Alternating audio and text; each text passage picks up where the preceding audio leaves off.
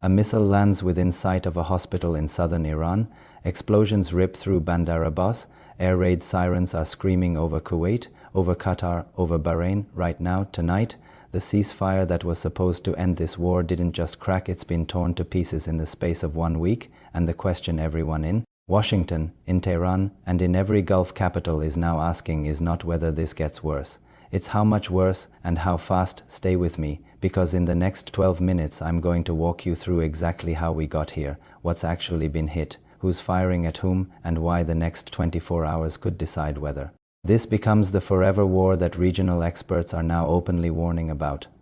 Let's rewind for a second, because the speed of this collapse is almost impossible to overstate. Back in the spring, after the first brutal round of this war, the United States and Iran signed a memorandum of understanding, a fragile, page-and-a-half document that was supposed to freeze the fighting and open a path to something more permanent.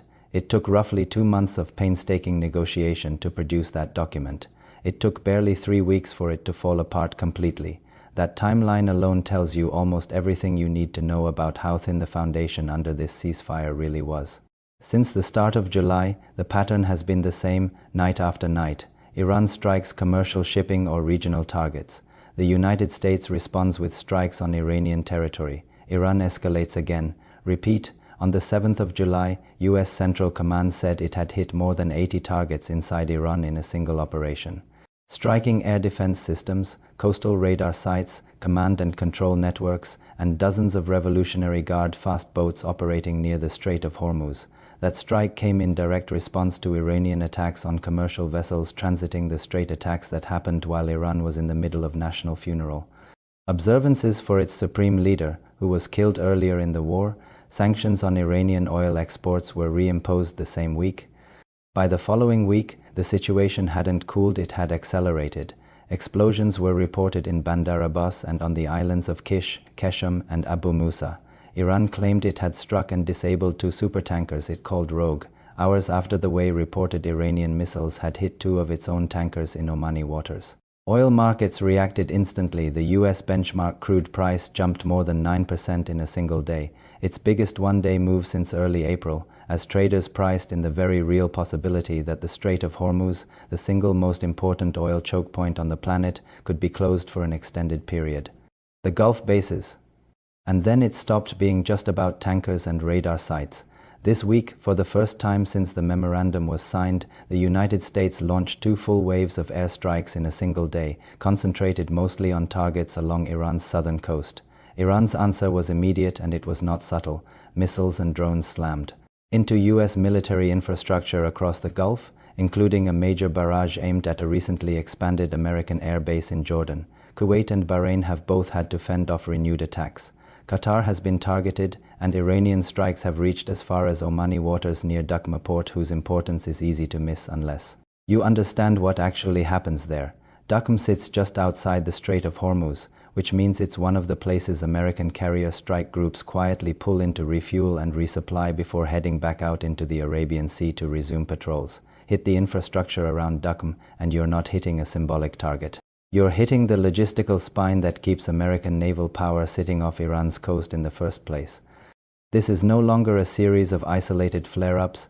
Analysts who track the region closely describe what's happening now as a shift from tit-for-tat skirmishing into something closer to sustained, continuous combat, still geographically limited compared to the opening weeks of the war, but far less contained than the fragile calm of just a month ago. One senior advisor and Iran specialist at the International Crisis Group put it bluntly: if an agreement this minimal can't hold, there's no floor left under this conflict, and both sides risk sliding from one cycle of violence directly into the next, indefinitely. That's the phrase now circulating among regional experts. A forever war, with no clear off-ramp on either side. The human cost and the Hormuz question. This isn't an abstract chess match playing out on a map. People are dying in it. This week, India confirmed the death of a young engineer serving aboard a commercial vessel that was struck by Revolutionary Guard forces near the Strait of Hormuz. One of several crew members initially reported missing after the attack. In response, India has now ordered shipping companies to stop deploying Indian seafarers on any vessel transiting the strait for the duration of the crisis. That's the kind of decision that ripples outward fast. Fewer crews willing to sail those waters means slower shipping, tighter insurance markets, and even more upward pressure on energy prices that are already climbing toward levels not seen since the opening days of this war. And that's really the core of why this specific choke point matters so much.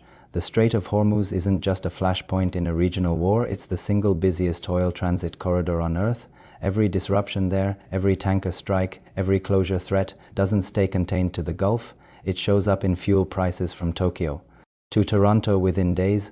Analysts at major investment banks are already warning clients that until the status of the strait stabilizes, the bias is toward higher oil prices, higher inflation expectations, and more volatility across equity markets generally. This war is being fought with missiles in the Gulf, but its economic shockwaves are being felt in every gas station and every grocery bill on the planet. The political front Washington's signals. So where does Washington actually stand right now? This week brought a moment that a lot of observers found almost more revealing than the strikes themselves. In a rare wartime primetime address to the American public, the US president had an opportunity to lay out a clear path forward on Iran, to explain the strategy, the objective, the endgame. He didn't take it. The war got barely a passing mention. A claim that the United States has the most powerful military in the world, built during his first term, and that it's now being used because it has to be. A claim that the US is winning big in Iran and that the results would be visible very soon. And that was essentially the entire substance of what the public was told about an active, escalating war involving strikes into sovereign Iranian territory and missile exchanges across 5 different countries. Behind the scenes, though, the picture is more active. Reporting this week indicates the president is now being presented with options to expand the US military operation inside Iran as the administration weighs its next moves.